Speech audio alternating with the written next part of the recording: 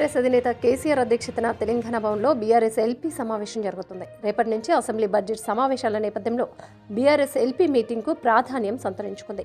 Assembly మండలిలో అనుసరించాల్సిన వ్యూహంపై ఎమ్మెల్యేలు, ఎమ్మెల్సీలకు కేసీఆర్ దిశానిర్దేశం చేస్తున్నారు. 6 గ్యారంటీల అమలు, రైతాంగ సమస్యలపై అసెంబ్లీలో కాంగ్రెస్ సర్కార్ను ఎండగట్టాలని కేసీఆర్ నిర్ణయం తీసుకున్నారు. ఎస్సీ వర్గీకరణ, బీసీలకు 42% రిజర్వేషన్లపై బిల్లు ప్రవేశపెట్టాలని ప్రభుత్వం నిర్ణయించింది. ఈ నేపథ్యంలో బీఆర్ఎస్ ప్రభుత్వం హయాంలో వాటిపై తీసుకున్న చర్యలపై పార్టీ ప్రజాప్రతినిధులకు కేసీఆర్ వివరిస్తున్నారు.